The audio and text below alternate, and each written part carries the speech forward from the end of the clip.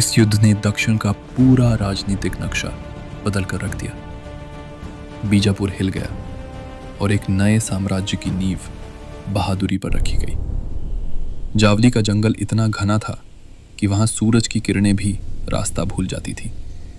यही वो चक्रव्यूह था जहां बड़ी से बड़ी सेना भी घुटने टेक देती थी। महाराज की बढ़ती ताकत अब आदिल शाह के लिए सिरदर्द बन चुकी थी।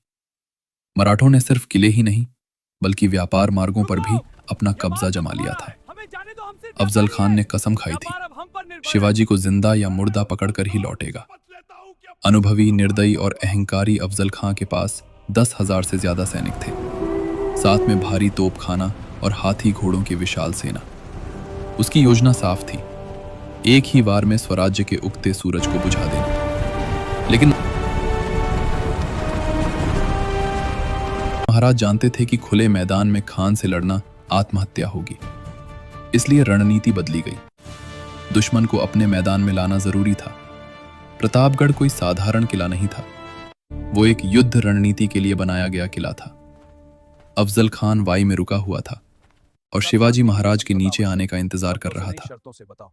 लेकिन पंताजी गोपीनाथ ने उसकी सबसे बड़ी कमजोरी को छेड़ा, उसका अहंकार। उसे यकीन दिलाया गया कि शिवाजी डर गए हैं और मुलाकात सिर्फ प्रतापगढ़ पर ही होगी। खान को लगा जावली का जंगल उसकी जीत का रास्ता है, लेकिन उसे नहीं पता था कि वही जंगल उसका सबसे बड़ा जाल बनने वाला है। जैसे ही उसकी सेना जावली में घुसी, उनकी गति धीमी हो गई। भारी कवच, लंबी तलवारें और विशाल तोपें इस जंगल में बेकार साबित हो रही थीं।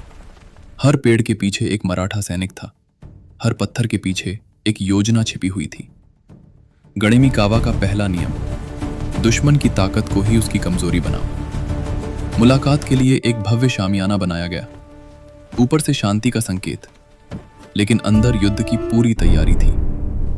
महाराज ने अपने शरीर पर लोहे का कवच पहन रखा था, हाथ में छुपे हुए थे वाघनख और आस्तीन में छुपा था बिछवा, क्योंकि उन्हें पता था अफजल खान धोखा जरूर देगा।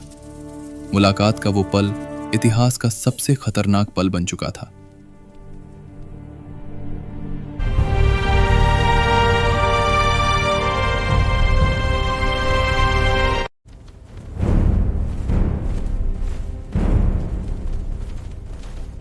अफजल खान पूरी ताकत से आगे बढ़ा और गले मिलने के बहाने उसने शिवाजी महाराज को जोर से जकड़ लिया।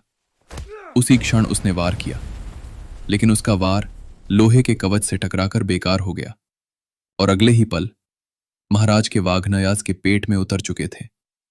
खान दर्द से चीखा, लेकिन तब तक देर हो चुकी थी। महाराज ने बिछवा से अंतिम वार किया और अफजल खान का अंत वहीं हो गया। तभी उसका सेनापति सैयद बांदा तलवार लेकर झपटा, लेकिन जीवा महाला बीच में आ गए और उसी दिन इतिहास में लिखा गया, जीवा होता तो शिवा बचा। घायल अफजल खान को उसके सैनिक पालकी में डालकर भागने लगे, लेकिन संभाजी कावजी ने रास्ता रोक लिया और खान का अंत उसी जमीन पर हुआ जिसे वो जीतने आया था। किले से तोप दागी गई और वही था मराठा सेना का संकेत। जावली के जंगल से हजारों मराठा सैनिक अचानक निकल पड़े। अफजल खान की सेना को लगा था कि वो जीत चुका है, लेकिन अगले ही पल चारों तरफ से हमला शुरू हो चुका था। नेताजी पालकर और मोरोपंत पिंगले की टुकड़ियों ने सेना को चारों तरफ से घेर लिया। यह युद्ध नहीं था, यह एक सुनियोजित संहार था। हाथी जंगल में फंस गए, घोड़े रास्ता भूल गए और मराठों की तेजी ने दुश्मन को पूरी तरह तोड़ दिया। लेकिन महाराज का आदेश साफ था, जो हथियार डाल दे उसे नुकसान नहीं पहुंचाया जाएगा, क्योंकि यह युद्ध बदले का थापना का युद्ध था। हजारों घोड़े, हाथी और अपार संपत्ति स्वराज्य के हाथ लगी। पहली बार मराठों के पास बड़ी सेना खड़ी करने की ताकत आई। शाम तक जावली फिर से शांत हो चुकी थी, लेकिन बीजापुर साम्राज्य की नींव हिल चुकी थी। प्रतापगढ़ सिर्फ एक जीत नहीं थी, ये एक चेतावनी थी। पहाड़ों का बेटा अब रुकने वाला नहीं था। इस जीत के बाद कोकन के रास्ते खुल गए, व्यापार मार्ग स्वराज्य के नियंत्रण में आ गए। बीजापुर में मातम छा गया। उन्होंने अपना सबसे बड़ा सेनापति खो दिया था। अब उन्हें समझ आ चुका था मेरे ये वफादार कोई सरदारों, हम साधारण सब एकजुट विद्रोह होकर नहीं इस था। राज्य की रक्षा करेंगे। मैं तुम ये एक सबके सम्मान क्रांति और थी। शौर्य पर गर्व करता हूँ। महाराज ने अफजल खान का अंतिम संस्कार पूरे सम्मान के साथ करवाया, क्योंकि मराठा युद्ध जीतते थे लेकिन मानवता नहीं भूलते थे।